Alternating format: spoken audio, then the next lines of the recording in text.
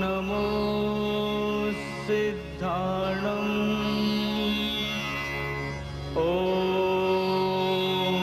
नमो आयर्याणम्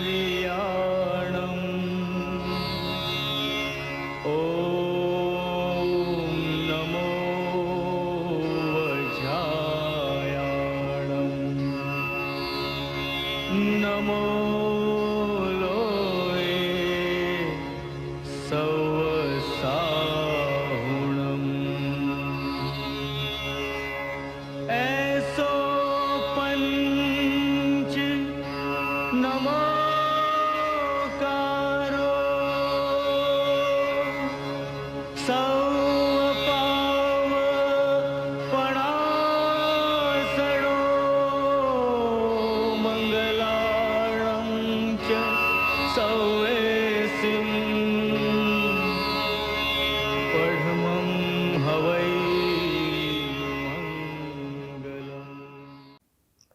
નમસ્કાર.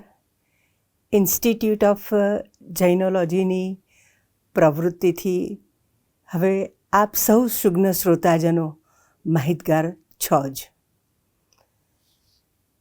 દર મહિનાના પહેલા શનિવારે વ્યાખ્યાન નિયમિત રીતે 5:30 વાગ્યે ઇન્સ્ટિટ્યૂટ ઓફ જૈનોલોજીની યુટ્યુબ ચેનલ ઉપરથી પ્રસારિત થાય છે. વિવિધ વિષયના તજજ્ઞો વિવિધ વિષયો ઉપર એમના વિચારોને વ્યક્ત કરતા ઉત્તમ વ્યાખ્યાનો આપે છે. આ બધા જ વ્યાખ્યાનો એક અભ્યાસુ વ્યક્તિ એનો અભ્યાસ કરી અને એના વિચારોને આપણી સમક્ષ મૂકી આપે છે. આ બધા જ કાર્ય કરવા માટે અમને ઇન્સ્ટિટ્યૂટ ઓફ જૈનોલોજીના ટ્રસ્ટીઓની પ્રેરણા અને માર્ગદર્શન સતત મળતું રહે છે. ઇન્સ્ટિટ્યૂટ ઓફ જૈનોલોજી વ્યાખ્યાન શ્રેણી સિવાય પણ દરરોજ જૈન ધર્મની એક પરિભાષા, જૈન ધર્મના તીર્થ, જૈન ધર્મના ગ્રંથ, જૈન ધર્મનું એક સરસ ઉત્તમ વ્યક્તિત્વ, જૈન ધર્મના પ્રતીકો, એના ઉપકરણો, જૈન મંત્ર વિશે ટૂંકમાં માહિતી વોટ્સએપ દ્વારા આપતું રહે છે. આપ સૌ એનો પણ અભ્યાસ કરો છો, વાંચો છો, એનો અમને ખૂબ આનંદ છે. આજે આપણે ફરીથી છાયાબેન શાહને સાંભળવા છે. છાયાબેન આમ તો 75 વર્ષ વટાવી ચૂક્યા છે, પણ એક નવો વિષય એમના મનમાં આવે, એનો સતત અભ્યાસ એ કરે અને પછી એ કહે કે બેન આ વિષય ઉપર મારે વક્તવ્ય આપવું છે તો હું આપી શકું. આજે 75 વર્ષ વટાવી ચૂકેલી વ્યક્તિ પણ અભ્યાસ માટેની આટલી બધી ધગશ ધરાવે છે. એવા સરસ વ્યક્તિત્વો આપણને મળ્યા છે, એનો પણ આનંદ છે. છાયાબેન શાહ વિશે તો આપ સૌ કોઈ પરિચિત છો જ. MA માત્ર એક વિષયમાં નહીં પણ 2 વિષયમાં MA એમણે કર્યું છે. MPhil પણ કર્યું અને PhD પણ કર્યું.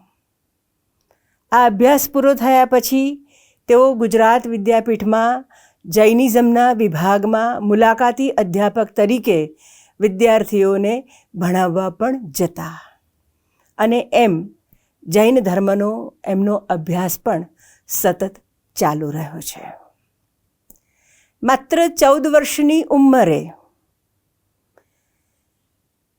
નિબંધ સ્પર્ધામાં ઇનામ મેળવવું એ એક વાત છે અને જવાહરલાલ નહેરુના હસ્તે મેળવવું એ એક મોટી ક્ષમતા છે. અગર મેં વડાપ્રધાન હોતા એ વિષય ઉપર એમણે નિબંધ લખી અને પ્રથમ પારિતોષિક પંડિત જવાહરલાલ નહેરુના હસ્તે મેળવ્યું છે. મુંબઈમાં યોજાતી વક્તૃત્વ સ્પર્ધામાં નિયમિત રીતે ભાગ લેવાનો અને પ્રથમ વિજેતા બનવાનું. પર્યુષણ દરમિયાન મુંબઈ, રાજકોટ, અમદાવાદમાં એમના વ્યાખ્યાનો પણ યોજાય છે. જૈન ધર્મના વિવિધ સામયિકોમાં નિયમિત રીતે તેઓ લખતા રહે છે. પુસ્તકો પણ એમના પ્રકાશિત થયા છે. ઇન્સ્ટિટ્યૂટ ઓફ જૈનોલોજીમાંથી એમણે કલ્યાણ મંદિર સ્તોત્ર, શ્રી તીર્થંકર મહિમા, આનંદઘન ચોવીસીમાં આરોપણ થયેલા વિશેષણોનો વાચ્યાર્થ, વર્તમાન સમયમાં જૈન દર્શને પ્રદાન કરેલા સંસ્કારોનું મહત્ત્વ, શ્રી ઉવાસગહરમ સ્તોત્રમાંથી પ્રગટ થતું પંડિત આચાર્ય ભદ્રબાહુ મહારાજ સાહેબનું વ્યક્તિત્વ, આ વિષયો ઉપર તેમણે વ્યાખ્યાનો આપ્યા છે. આજે આપણે એમને સાંભળવા છે આગમ નિરૂપિત તપનું સ્વરૂપ. એ વિષય ઉપર તેઓ એમના વિચારો પ્રગટ કરશે. આવો આપણે છાયાબેન શાહને સાંભળીએ. હું છાયા શાહ. મારો વિષય છે આગમ નિરૂપિત તપનું સ્વરૂપ. અરિહંત પરમાત્માનો જીવ બધા જ કર્મોનો ક્ષય કરીને કેવળ જ્ઞાન પામે છે. પોતાના આત્માને સિદ્ધ, બુદ્ધ અને મુક્ત બનાવે છે. આટલું કર્યા પછી પોતે જે માર્ગે જઈ અને આ મુક્તિ પામ્યા, એ માર્ગે બીજા પણ જઈ અને પોતાના આત્માને શુદ્ધ, બુદ્ધ અને મુક્ત કરે, એ માટે ઉપદેશ આપતા ગયા. આગમોમાં લખ્યું છે કે અરિહંત પરમાત્મા તપ, નિયમના વૃક્ષ અને જ્ઞાન એના વૃક્ષ પર આરૂઢ થઈને જ્ઞાનરૂપી પુષ્પોની વૃષ્ટિ કરે છે.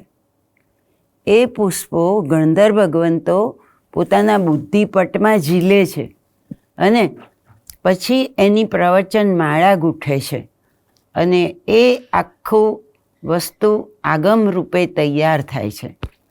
આગમોમાં પરમાત્માની વાણી, પરમાત્માનો ઉપદેશ સંગ્રહાયેલો છે.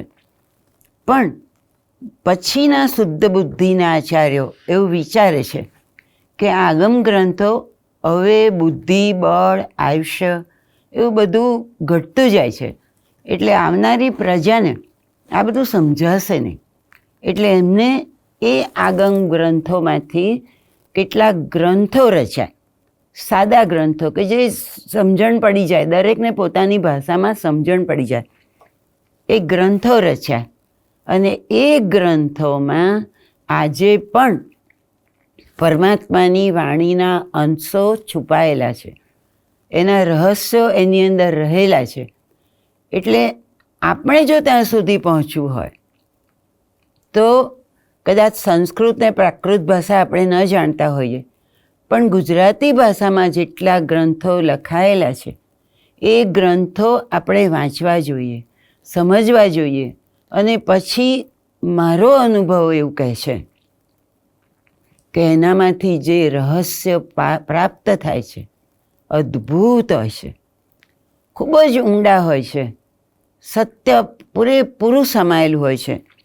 મને અનુભવ એટલે થયો કે ગુજરાત વિદ્યાપીઠમાં હું જૈન કેન્દ્રમાં જ્યારે MA નો અભ્યાસ કરતી હતી ત્યારે અમને આગળ જઈને PhD કરવું હોય એ માટે એ લોકો એક ટ્રીટમેન્ટ આપતા અને અમારી પાસે એક નાનો સ્વાધ્યાય લખાવતા કે તમે આ સ્વાધ્યાય લખો એક વિષય પર તો તમને અનુભવ થશે કે PhD કેવી રીતે થાય. એટલે મારે પણ એ અનુભવ લેવાનો હતો. એટલે મને નિરંજનાબેન અમારા ટીચર હતા, એમને મને સજેસ્ટ કર્યું કે છાયાબેન તમે તપ પર લખો, તપની સાધના કેવી રીતે થાય એ લખો. પછી મને પણ ઈશાન પડી ગયો અને મને પણ આ વિષય પસંદ પડ્યો. એટલે પછી મારે હવે એ કામ કરવાનું હતું કે જેટલા ગુજરાતી ગ્રંથો હતા તપ પર એનો મારે અભ્યાસ કરવાનો હતો. એક વસ્તુ કરવી હતી એટલે બહુ સરસ કરવી હતી. કેટલા ગ્રંથો ગુજરાતીમાં જે હતા એ બધાનો મેં અભ્યાસ કર્યો અને એ પરમાત્માની વાણી જ્યારે મેં એમાંથી વાંચી ત્યારે આમ એટલા બધા રહસ્યો મને મળ્યા હોય એવો આનંદ થયો. આપણા જે પૂર્વજ ગુરુજનો હતા પરમાત્માની વાણીને પૂરેપૂરી એમાં સમાવીને ગયા હતા. એટલા બધા તપ વિશે રહસ્યો જાણ્યા જે મેં ક્યારેય નહોતા જાણ્યા. ઉપવાસ આંબેલ બધું કરેલું ખરું, પણ એ કેવી રીતે કરવું જોઈએ, ક્યારે કરવું જોઈએ એ બધું ક્યારેય ખબર નહોતી, ક્યાં સાંભળ્યું પણ નહોતું. ને તેથી મેં જે કંઈ સમજી તપ વિશે, તપના જે રહસ્યો મેં જે કંઈ જાણ્યા એનું જે યથાર્થ સ્વરૂપ મેં જાણ્યું એનું આજે એ સમજણ પ્રગટ કરવા માટે મેં આજે આ એક લેક્ચર આપવાનો પ્રયત્ન કર્યો છે, એ સમજાવવાનો પ્રયત્ન કર્યો છે. અદ્ભુત છે. આમ આપણને આનંદ થઈ જાય એવા રહસ્યો તપ વિશે જાણવા મળ્યા છે. સિંધુ પ્રકરણમાં સોમપ્રભસુરી મહારાજ સાહેબે તપનું વર્ણન કરતાં લખ્યું છે કે કર્મરૂપી પર્વતને તોડવા માટે તપ વજ્ર સમાન છે. દાવાગ્નિ રૂપી અગ્નિને શાંત કરવા માટે તપ જળ સમાન છે. ઇન્દ્રિયો રૂપી જે ગારુડી છે એને શાંત કરવા માટે, જે સર્પ છે એને શાંત કરવા માટે તપ એ ગારુડી સમાન છે. અને અંધકારને નષ્ટ કરવા માટે તપ સૂર્ય સમાન છે. જ્ઞાનસારમાં ઉપાધ્યાય યશોવિજયજી પણ લખે છે કે કર્મણામ તાપના તપ, કર્મોને જે તપાવી કાઢે, કર્મોને જે નષ્ટ કરી નાખે એ તપ છે. જેમ પાણીનો સ્વભાવ ઠંડુ પાડવાનો છે, અગ્નિનો સ્વભાવ દાવાણા પ્રગટાવવાનો છે, એમ તપનો સ્વભાવ કર્મોને બાળી નાખવાનો છે. તપ વિશે આપણે આ વર્ણન તો સાંભળ્યું, પણ તપને જો એના યથાર્થ સ્વરૂપમાં કરીએ તો જ આ બધા પરિણામ મળે છે. તો અહીંયા હવે જે રહસ્યો પ્રગટ થાય છે તપ વિશેના, બહુ ઓછી વાર સાંભળેલા અને બહુ ઓછી વાર અનુભવેલા એ અદ્ભુત યથાર્થ સ્વરૂપ એને બતાવ્યું છે મહાન પુરુષોએ. લગભગ એક પછી એક આપણે સાંભળીશું. તો એનું પહેલું યથાર્થ સ્વરૂપ એ છે કે તપસ્વી જ્ઞાની હોવો જોઈએ. માત્ર ઉપવાસને આંબેલ કરી નહીં લેવાના, પણ હું આ કેમ કરું છું એનું એને જ્ઞાન હોવું જોઈએ. તો તપસ્વી એ જ્ઞાની હોવો જોઈએ કે જેમ જેમ હું આ તપ કરીશ તેમ વધુ ને વધુ હું મોક્ષની નજીક જતો જઈશ, મારી મુક્તિ નજીક ને નજીક આવતી જશે. આવું જ્ઞાન જો એનામાં હોય ને તો એ તપ કરે ને એને કષ્ટદાયક ના લાગે. રજનીશજી હંમેશા કહેતા કે પરમાત્મા મહાવીર ઉપવાસ કરતા ન હતા, એમનાથી થઈ જતા હતા, કારણ કે એમનામાં જ્ઞાન હતું કે જેટલા હું તપ કરીશ, જેટલું તપ કરીશ એટલું હું વધુ ને વધુ મોક્ષની નજીક જતો જઈશ. અને એટલે એમને એ તપ કરવાનો આનંદ છે, એનામાં આનંદ પ્રગટે. એટલે પહેલું યથાર્થ સ્વરૂપ એ કહ્યું કે તપસ્વી જ્ઞાની હોવો જોઈએ. હું તપ કેમ કરું છું એનું એને જ્ઞાન હોય તો એ ખૂબ જ સરળતાથી, એને કષ્ટદાયક ના લાગે અને એવી રીતે તપ કરે. બીજું યથાર્થ સ્વરૂપ એ બતાવ્યું કે તપસ્વી વાસના રહિત હોવો જોઈએ. જ્ઞાની ભગવંતોએ કહ્યું છે કે તપસ્વી પોતાના દેહરૂપી ભાથામાં તપના તીરો લઈને નીકળે, એટલે એને કોઈ જાત ધીમે ધીમે એની વાસના ઘટતી જાય. એ એવા તીર લઈને નીકળે કે વાસનાના સિંહ પર તૂટી પડે અને પછી એની વાસના સદંતર નાશ થઈ જાય. જેમ જેમ તપ કરે તેમ તેમ એ વાસના રહિત થતો હોવો જોઈએ. એટલે કહ્યું કે તપસ્વીને બ્રહ્મચર્ય પાળવું બહુ જ સહેલું થઈ જાય છે. ત્યાર પછી તપસ્વીનું યથાર્થ સ્વરૂપ એ છે કે તપસ્વી કસાય રહિત હોવો જોઈએ. જનરલી નાના હોઈએ ને ત્યારે છોકરાઓ એવી મજાક કરે કે આજે મમ્મીની તપેલી ગરમ, ઉપવાસ કર્યો હોય ને મમ્મીએ, ત્યારે એમ કહે કે આજે મમ્મીની તપેલી ગરમ છે એટલે બધા દૂર રહેજો. જે દિવસે ઉપવાસ કરે ને એ દિવસે મગજ શાંત ના હોય, ભૂખ લાગી હોય ભયંકર, પણ કસાય એ તપના બધા જ ગુણોનો નાશ કરે છે. આપણને ખબર છે ચંડ કૌશિકની વાર્તા. આગલા ભાવમાં મુનિ હતો અને શિષ્યને સાધુ બહાર જતા હતા અને એમના પગ નીચે એક દેડકી આવી ગઈ અને દેડકી મરી ગઈ. શિષ્ય ત્યારે તો કશું ના બોલ્યો, પણ પછી ઉપાશ્રયમાં પહોંચ્યા, ગુરુએ આલોચના ના કરી. ત્યારે યાદ કરાવ્યું કે ગુરુદેવ, આપના પગ નીચે એક દેડકી મરી ગયેલી, આપ એની આલોચના ના કરી. તો કે ના, હું કરું છું હમણાં. આખો દિવસ ગયો, પ્રતિક્રમણનો સમય થયો, પણ ગુરુએ આલોચના ના કરી. એટલે શિષ્યએ ફરી યાદ કરાવ્યું કે ગુરુદેવ, તમે તો પ્રાયશ્ચિત કર્યું જ નહીં, દેડકી મરી ગઈ હતી એનું. અને હવે આવા તપસ્વી મુનિને ભયંકર ક્રોધ ચડ્યો. તું મને યાદ કરાવનાર કોણ? એમ કરી અને અંધારામાં પેલો એમનો હાથમાં ચરવડો ઓઘો લઈ અને દોડ્યા એને મારવા, અને માથું ભીંત સાથે અથડાયું ને ત્યાં કાળ ધર્મ પામે.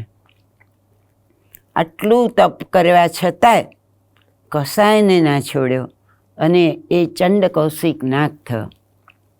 પહેલાં તો માત્ર વર્તનમાં કસાય હતો, પણ હવે એ નાગ એવો કસાઈ થયો. કસાઈનું કેવું ફળ આવે છે, એવો કસાઈ થયો કે એની આંખમાં પણ ઝેર, વિષધર સર્પ થયો. આંખમાં પણ ઝેર, જેની ઉપર દ્રષ્ટિ માંડે ને એ તેને ત્યાં મરી જાય, આવો સર્પ થયો. કસાઈનું આટલું તપ કરવા છતાં કસાઈનું આવું ફળ મળ્યું. પરમાત્મા મહાવીરને ખબર પડી, આવું કસાઈનું પરિણામ ખબર પડી, એટલે ગયા અને માત્ર 2 જ શબ્દ કર્યા. ગયા, બુજ બુજ ચંડ કૌશિક. ને 2 શબ્દ પરમાત્માના મુખેથી નીકળેલા.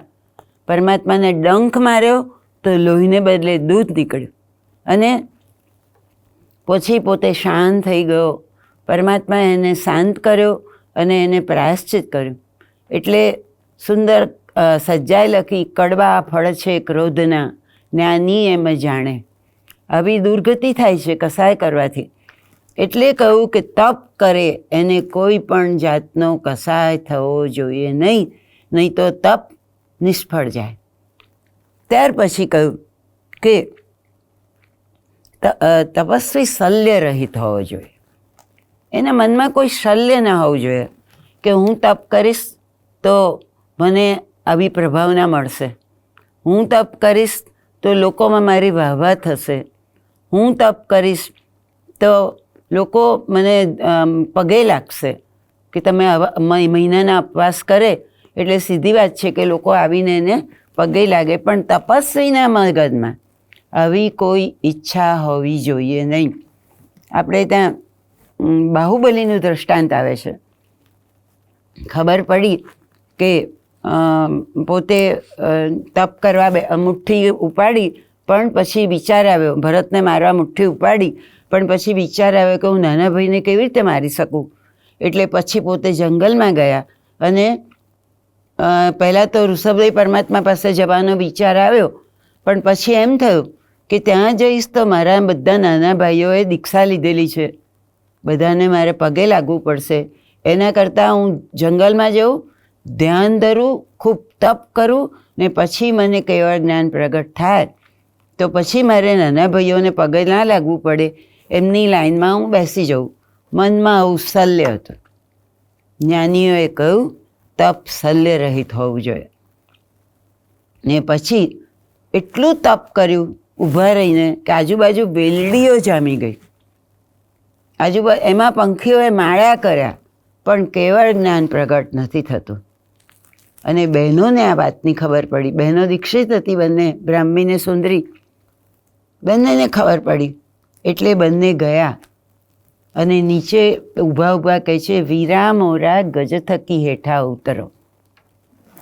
બાહુબલી વિચાર કરે છે કે હું ક્યાં ગજ પર ઊભો છું, પણ ત્યાં એકદમ ખ્યાલ આવે છે કે હું અભિમાનના ગજ પર ઊભો છું, એટલે મારું બધું તપ નિષ્ફળ જાય છે. હું શલ્યવાળો છું એટલે મારું બધું જ તપ નકામું જાય છે. ખૂબ પ્રાયશ્ચિત કરે છે કે મેં આ શું કર્યું. ભાઈઓ કેવળ જ્ઞાની હતા, નાના હતા પણ કેવળ જ્ઞાની હતા, એટલે મારાથી તો મોટા જ હતા, એટલે મારે ત્યાં જઈને એમને પગે લાગવાનું જ હતું. અને પ્રાયશ્ચિત કરતાં પહેલો જ પગ ઉપાડે છે. કેવળ જ્ઞાન છે ને આજુબાજુ આંટા જ મારતું હતું, પણ મનમાં શલ્ય હતું એટલે કેવળ જ્ઞાન ઉત્પન્ન થતું ન હતું. જેવો પગ ઉપાડ્યો એવું ત્યાં ને ત્યાં કેવળ જ્ઞાન ઉત્પન્ન થયું. તો અહીંયા એટલે જ્ઞાની ભગવંતોએ કહ્યું તપસ્વી શલ્ય રહિત હોવો જોઈએ. ત્યાર પછી કહ્યું કે તપસ્વી ઉપવાસ એટલે આત્મ સમીપે વાસ. તપસ્વીએ બીજો કોઈ વિચાર જ નથી કરવાનો. હું આત્મા સમીપે, હું આત્માના નજીક નજીક જઈ રહ્યો છું એવું વિચારવું જોઈએ. મારે જ્યારે હું અમેરિકા ઓનલાઈન વ્યાખ્યાન આપતી હતી ત્યારે મને એક બહેને સવાલ પૂછ્યો કે અમેરિકામાં જ રહેતી હતી એ બહેન, એને મને સવાલ પૂછ્યો કે આંટી હું જ્યારે ઉપવાસ કરું છું ને ત્યારે મારા સસરા મને એવું કહે છે આપણી પાસે આટલું બધું ખાવાનું છે, આટલી બધી ચીજો છે, તો ભૂખી શું કામ રહે છે? તો મારે શું જવાબ આપો એમને? ત્યારે મેં એને કહ્યું કે જ્યારે આપણે આ મારું નથી, શાસ્ત્રોમાં જ લખેલું છે કે જ્યારે આપણે ઉપવાસ કરીએ છીએ ને ત્યારે આપણે આત્માની નજીક જઈએ છીએ, પોતાના ઘરમાં જઈએ છીએ. એટલે જ્યારે ઉપવાસ કરીએ ત્યારે આપણે આત્માની નજીક, એટલે અત્યાર સુધી આપણે બહાર છીએ પણ ઉપવાસ કરીએ છીએ ત્યારે આત્માની સમીપ જઈએ છીએ. ને એટલે આત્માની સમીપ જઈએ એટલે ઘરમાં રહેવાનો આનંદ અનુભવીએ છીએ. આપણે કોઈના ઘેર ગયા હોઈએ અને પછી બહુ ફરી અને આપણા ઘેર પાછા આવીએ તો કઈ શાંતિ લાગે છે ને, એવી રીતે ઉપવાસ કરીએ છીએ ત્યારે આપણને મેન્ટલી શાંતિ મળે છે અને આનંદ પ્રગટે છે કે આજે હું અણહારી પદમાં છું, આજે મારે ખાવા કરવાનું કશું જ નથી. અને એ આનંદનો અનુભવ અનેરો હોય છે જો સમજ્યા હોઈએ તો.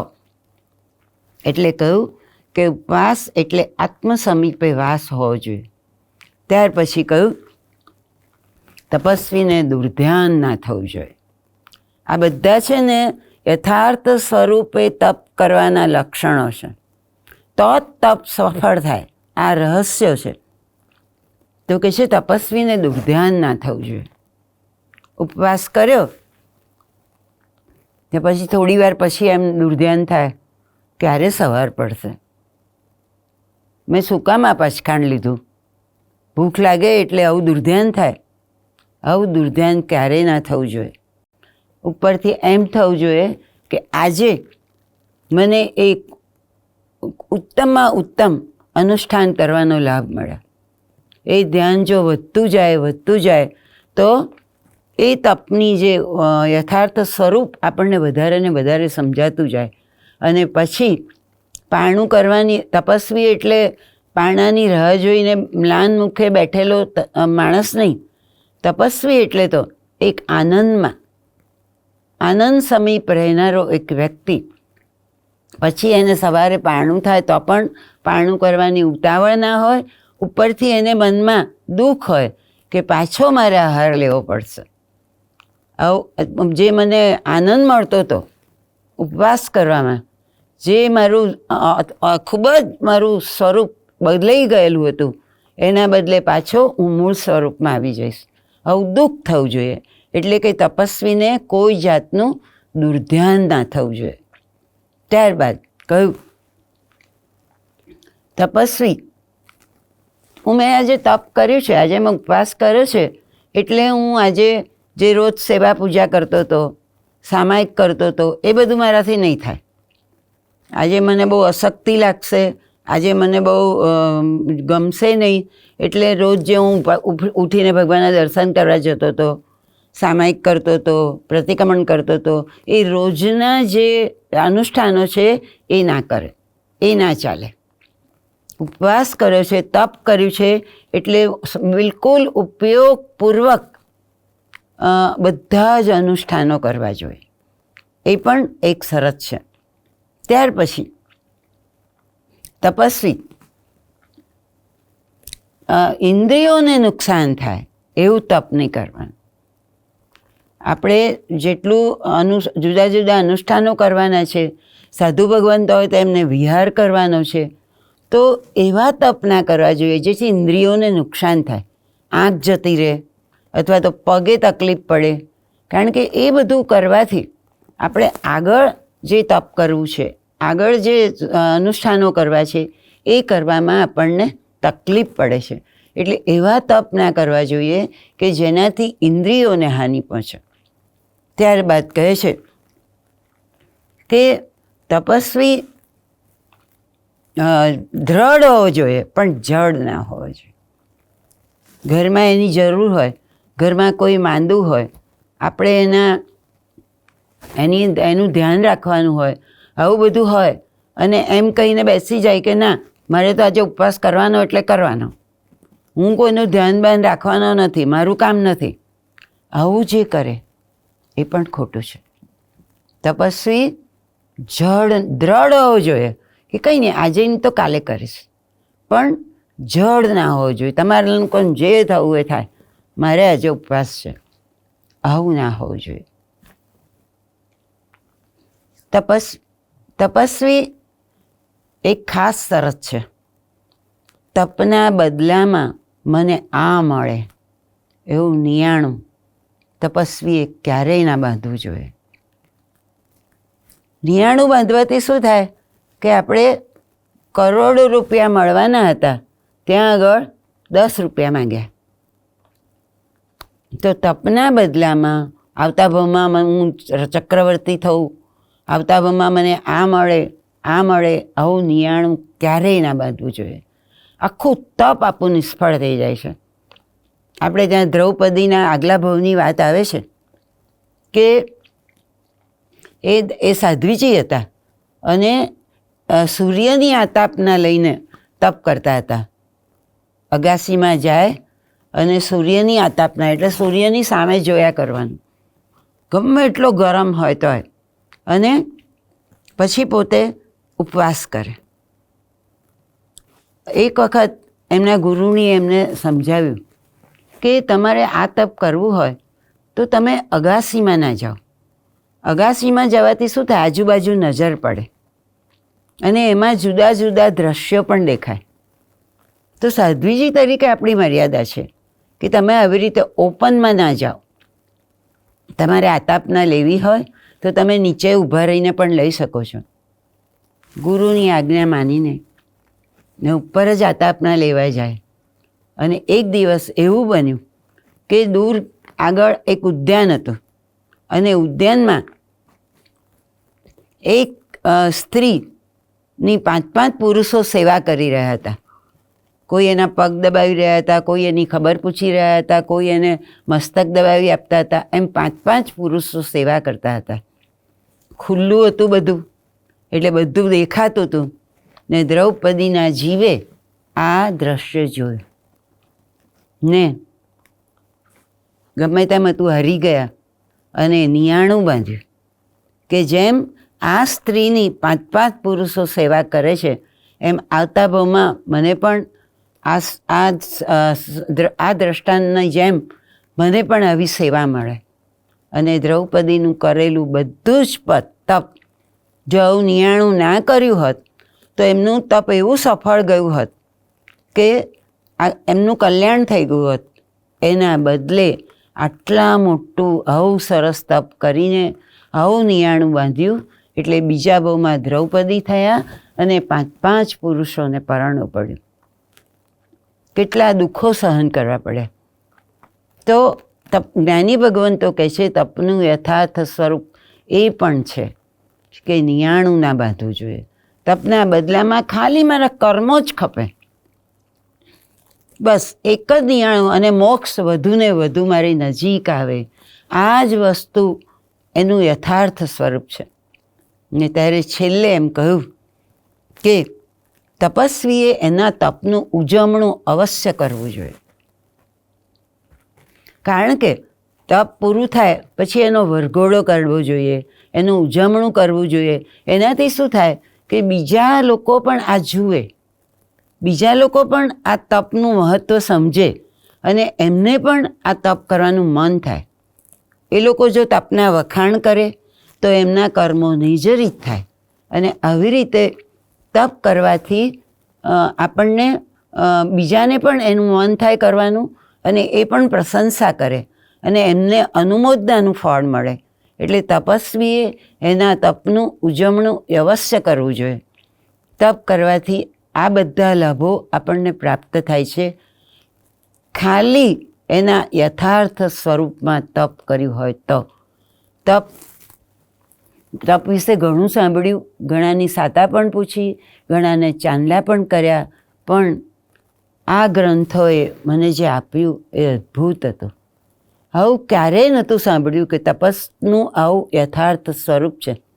અને એ યથાર્થ સ્વરૂપ મને બધાની સમક્ષ મૂકતા એવો આનંદ થયો છે. એ મહાપુરુષોને કોટી કોટી વંદન કે આવું અદ્ભુત ક્યારેય નહીં સાંભળેલું યથાર્થ સ્વરૂપ મને મળ્યું સાંભળવા.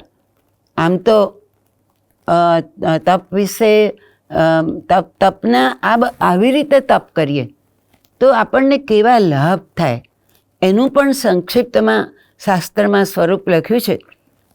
તો કે તપ કરવાથી સૌથી પહેલાં તો મોક્ષની પ્રાપ્તિ થાય, વીરતિ વધુને વધુ નજીક આવે. ત્યારબાદ તપ કરવાથી વિઘ્નો દૂર થાય, અશુભ કર્મો હોય ને એ દૂર થઈ જાય તપ કરવાથી. જે કષ્ટો આવવાના હોય એ દૂર જતા રહે અને આપણને વધુને વધુ શુભ કર્મો જ પ્રાપ્ત થતા જાય. તપ કરવાથી વચન સિદ્ધિ મળે છે. કહે છે કે અમુક આ ભગવંતો એવા આજે પણ છે, ગુરુ ભગવંતો, કે એ જે વચન બોલે ને એ સિદ્ધ થઈ જાય. આ તપનો પ્રભાવ છે. ત્યાર પછી તપ કરવાથી લબ્ધિઓ પ્રગટ થાય છે. ગુરુ ગૌતમની અંદર કેટલી બધી લબ્ધિઓ હતી, છઠને પારણે છઠ કરતા હતા. જે આવી લબ્ધિઓ પ્રગટ થાય છે અને બોલેલું બધું જ વચન સફળ જાય છે. ત્યાર પછી તપ કરવાથી આજ્ઞાનું પાલન થાય છે. પરમાત્માએ તપ કરવાની આજ્ઞા કરી છે. વારંવાર તપ કરવું જોઈએ. એટલે પરમાત્માએ જે આજ્ઞા અને ચારિત્ર ધર્મ કયો છે તપને. એટલે આ તપ કરવાથી આપણને ચારિત્ર ધર્મનું પાલન થાય છે. આપણને તપ કરવાથી આપણને તીર્થંકરત્વનું નામકર્મ પણ બંધાય છે. ઘણીવાર એવું આપણને ઉત્કૃષ્ટ આરાધના થઈ જાય કે એમાં તીર્થંકરો જ્યારે નામકર્મ બાંધે છે આગલા ત્રીજા ભાવમાં, ત્યારે એ લોકો પણ આવું તપ કરે છે ને એનાથી તીર્થંકરત્વની પ્રાપ્તિ થઈ જાય છે. તો આવી રીતે તપ કરવાથી આપણે જેમ આગળ કહ્યું તેમ તપનું આપણે તપ કર્યા પછી ઉજવણું કરીએ તો એમાંથી આપણને બીજાને પણ એ તપ કરવાનું મન થાય છે. આપણે ત્યાં વાત આવે છે ચંપાશ્રાવિકાની. અકબર બાદશાહને ખબર પડે છે કે આ સ્ત્રી, પોતાના નગરની આ સ્ત્રીએ 6 મહિનાના ઉપવાસ કર્યા છે. માની નથી શકતા અકબર બાદશાહ, 6 મહિને તક કોઈ ઉપવાસ કરી નહીં શકતા. અને ત્યારે નીચેથી આ સાહેબજીને આચાર્ય ભગવાનને વંદન કરવા વરઘોડા સાથે નીકળે છે ચંપાશ્રાવિકા. અકબર બાદશાહ ઉપર બેઠા છે ઝરૂખામાં અને આ સાંભળે છે અવાજ ઢોલનો ને બધું. તો પૂછે છે કે ક્યાં હો રહા હૈ. ત્યારે સૈનિક એમને બધું કહે છે કે આ 6 મહિના સુધી આ સ્ત્રીએ ઉપવાસ કર્યા છે અને ગુરુદેવને વંદન કરવા જાય છે. અકબર બાદશાહ કહે છે કે હું માની જ ના શકું. નીચે ઉતર્યા અને ચંપાશ્રાવિકના મુખ પર જે જુએ છે તપ, એનું તેજ જુએ છે. તપ માટે છે ને એક યથાર્થ સ્વરૂપ એ પણ કહ્યું છે કે તપસ્વી વીર હોવો જોઈએ. જ્યારે કોઈ સૈનિક જેમ લડવા નીકળે અને વિજય પામે ત્યારે એના મુખ પર કેવું તેજ હોય. ઇન્દ્રિયો સામે એને લડત કરી છે કે હવે હું તને ખાવા નહીં આપું, હવે તું કહીશ એમ નહીં કરું. આવું તે ચંપા શ્રાવિકાના મુખ પર હતું કે મેં ઇન્દ્રિયોની સામે યુદ્ધ માંડ્યું છે અને હું જીતી છું. અને અકબર બાદશાહ જ્યારે એના મુખ પર એક તેજ જુએ છે ત્યારે આશ્ચર્ય પામી જાય છે અને પોતે અમુક હિંસા જે કરતા હતા એને છોડી દે છે. તો તપનું આવો એક પ્રભાવ છે કે તપ કરવાથી બીજાને પણ પ્રેરણા મળે છે. તો આવી રીતે તપનું ઉજવણું પણ કરવું જોઈએ. તપ વિશે એટલું બધું રહસ્ય મને પ્રાપ્ત થયા છે. બાકી તપના જે પ્રકારો છે અભ્યંતર અને બાહ્ય, એ તો એટલા બધા વિશાળ રહસ્યવાળા છે કે જેના વિશે બોલીએ તો કલાક પણ ઓછો પડે. પણ આટલું પણ મને તપ વિશે જાણવા મળ્યું અને એને મને વધારે આનંદ એ છે કે એ રહસ્યોને હું પીરસી શકી, એ રહસ્યોને મારા નિબંધમાં હું સમાવી શકી. અને આજે ટ્રસ્ટીગણ, વિશ્વકોશના ટ્રસ્ટીગણ અને કુમારપાળભાઈના સહકારથી હું આ રહસ્યોને અહીંયા મૂકી શકી, આ પ્રવચનમાં એને મૂકી શકી. એનું મને ખૂબ ખૂબ આનંદ છે. જ્યારે અમેરિકામાં મેં જ્યારે આ બધા વર્ગો ચલાવતા હતા ત્યારે એક એક વસ્તુ હું જ્યારે એમને સમજાવી શકી તો એનો મને ખૂબ આનંદ એટલે છે કે એકાદ વ્યક્તિ પણ આ વસ્તુઓ પોતાના આચરણમાં મૂકશે તો ખૂબ આનંદ થશે. ગુરુ ભગવંતો જુદા જુદા ગ્રંથો લઈ અને જુદા જુદા જગ્યાએ ચોમાસું કરશે અને જુદી જુદી જગ્યાએ એ ગ્રંથો લઈ અને એમાંથી સમજણ આપશે કે પરમાત્મા આપણને કેટલું બધું આપીને ગયા છે. આ જે રહસ્યો છે, જેની અંદર આ રહસ્યો યથાર્થ સ્વરૂપમાં પાડતો થઈ જાય તો એનો ભવાંતરે મોક્ષ થઈ જાય, એ નક્કી થઈ જાય. આ ગ્રંથોમાં રહેલા રહસ્યો અમને બધાને સમજાવો, અમે બધા ધન્ય થઈ જઈશું અને ચોમાસું અમારું સફળ થઈ જશે. મારાથી કંઈ પણ બોલાઈ ગયું હોય તો મને ક્ષમા કરજો. પણ આ રહસ્યો સમજ્યા પછી એવું થાય છે કે જુદા જુદા પચખાણ પછી પ્રતિક્રમણ આ બધા અનુષ્ઠાનોના જુદા જુદા રહસ્યો ગ્રંથમાં હશે ને એ રહસ્યો જો અમને મળે તો અમે ધન્ય થઈ જઈશું અને એ રીતે અમે પણ કરવાનો પ્રયત્ન કરીશું. આ રીતે ભગવાન આપેલી વાણીનો આપણને સ્પર્શ થશે, ભગવાન આપી ગયેલા ઉપદેશનો આપણને મન થશે કરવાનું, જીવનમાં ઉતારવાનું. મને ભગવાનની આ વાણી ઉદ્ઘોષ કરવાનો જે ચાન્સ આપ્યો, જે મને મળી આ તક, એ બદલ હું અહીંયા ટ્રસ્ટીઓનો અને કુમારપાળભાઈનો ખૂબ ખૂબ ઉપકાર માનું છું. મને એમ પણ થાય કે હજુ તો મારો આ વિષય અધૂરો છે. જ્યારે એના 6 બાહ્ય અને 6 અભ્યંતર તપના જે પ્રકારો છે, એક એક પ્રકારને એવી અદ્ભુત રીતે બતાવ્યો છે કે જે અઘરું પણ છે છતાંય એને સરળ બનાવીને મેં મારી થીસીસમાં મૂકવાનો પ્રયત્ન કર્યો છે. તો એટલા બધા દ્વાર ખુલી જાય, એટલા બધા સમજણો આપણને મળે, ખૂબ જ શુદ્ધ સ્વરૂપમાં આપણે તપ કરી શકીએ. તો મને એ તક મળે એવી એક ઈચ્છા પ્રગટ કરું છું. અને અહીંયા મારાથી વિતરાગની આજ્ઞા વિરુદ્ધ કંઈ પણ બોલાઈ ગયું હોય, કંઈ પણ મારાથી અવજ્ઞા થઈ હોય તો એ સર્વેની હું મન વચન ને કાયાથી ક્ષમા માગું છું. જય જિનેન્દ્ર. છાયાબેન શાહે આગમ નિરૂપિત તપનું સ્વરૂપ એ વિષય ઉપર સરળ ભાષામાં એમણે એમના વિચારો પ્રસ્તુત કર્યા. બહુ જ ઓછા સમયમાં તેઓ આવા અઘરા વિષયો તૈયાર કરી અને આપણી સમક્ષ એમના વિચારો પ્રસ્તુત કરે છે. અમે એમને કહીએ કે છાયાબેન એક વક્તવ્ય આપવાનું છે. હા બેન, હું તૈયાર છું. અને એમ થોડાક જ દિવસોમાં એ તૈયાર થાય અને એક સરસ વક્તવ્ય મળે. એટલે કુમારપાળભાઈ એમને જાણ કરે અને અઠવાડિયામાં એમનું વ્યાખ્યાન અમને મળી જાય. ઓછા સમયમાં વક્તવ્ય તૈયાર કરીને એમણે આપ્યું એ માટે ઇન્સ્ટિટ્યૂટ ઓફ જૈનોલોજી વતી એમનો આભાર માનીએ છીએ.